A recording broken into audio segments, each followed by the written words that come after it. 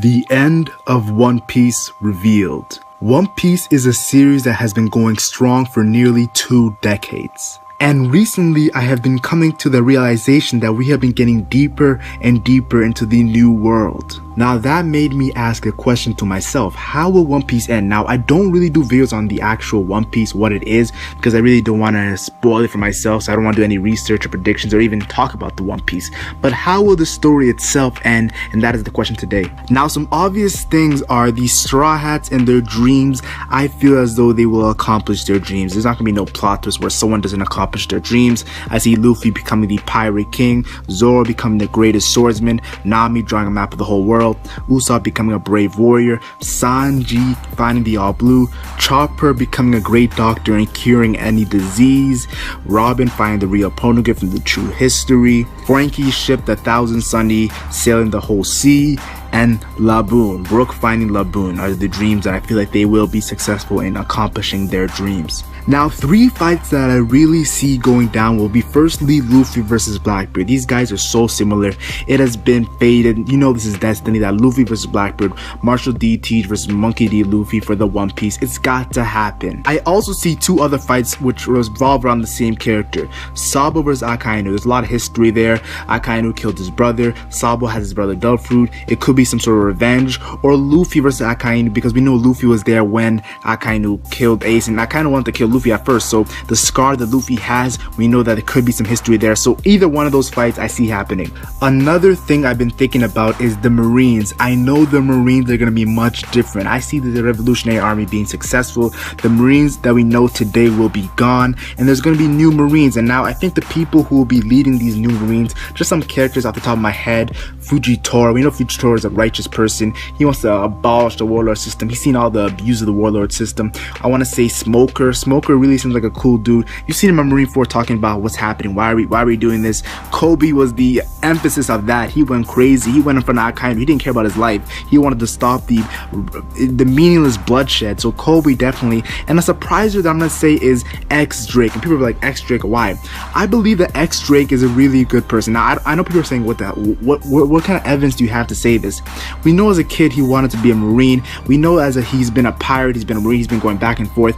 And the way he acts, like you see him stop Killer and Naruto fighting, and he's now under Kaido. But what is his purpose under Kaido? And I believe that he will be a part of this new Marines. I don't know how, but I believe it will happen. One thing that's going to be really satisfying is the Celestial Dragons. Yes, the Celestial Dragons will be finished. Dunzo. These guys think they're better than everybody else. They think that everyone else is like disgusting humans, while we're higher, we're superior. They think they're gods, pretty much. They think they're gods.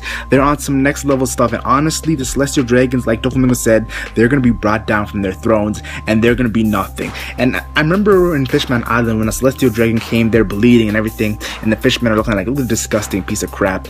That's how it's going to feel when they get taken off their throne. We're going to be like so happy, like, look at these guys. Now you know how it feels to struggle. 2 things that I definitely see happening is the true history will be revealed. So the Void Century and the Will of D, those 2 things are really big when it comes to the One Piece story in general, and those 2 things are going to be revealed. And the things we find out about the past, I'm telling you right now, if you are reading One Piece at that time, you will be going crazy, you will be going berserk, and I'm gonna be shocked because the things we're gonna find out about the past, Joy Boy, the Will of D, Void Century, the hype is real. Why wasn't Noah built? Speaking of the Noah, I definitely see the ancient weapons being used at the end of the story, because honestly, thinking about it, the ancient weapons are used to pretty much destroy the world. The fear of the ancient weapons at our all-time high, so these ancient weapons are definitely going to be in play. And honestly, when they get into play, we know some next level DC stuff is going to be happening. I'm telling you right now, yo, One Piece, the amount of destructions that are going to be happening at the end of the story, it's going to be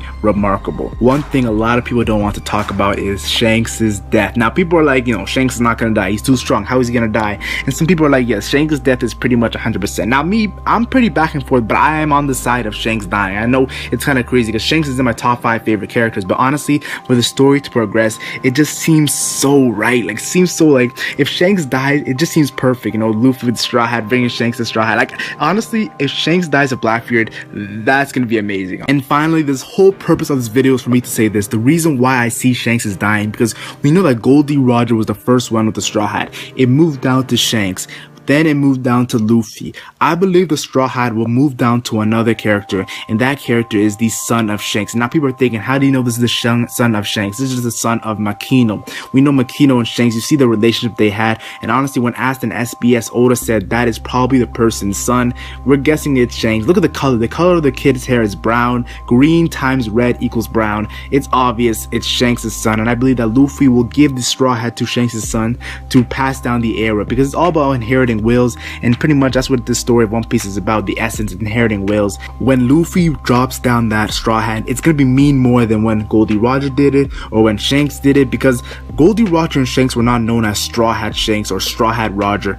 Luffy is known as Straw Hat Luffy. That's his moniker. So when he gives down his hat, people are gonna be hunting down, finding that Straw Hat. It's gonna be like people are finding down Luffy's son. It's gonna be like when Roger had his son Porcus the Ace and people are looking for it. People are gonna be looking for that Straw Hat because that's gonna be a great treasure. Leave your thoughts in the comment section. I want to see what you guys think about this end of One Piece. Do you agree with me about Shanks' son being a vocal part in the end of One Piece? I know a lot of people might disagree, but that's just my opinion, so leave your opinions down in the comment section. Like and share if you enjoyed, like and share only if you enjoyed, and subscribe for more One Piece videos. I'm the Legend Mac, and I'm gone.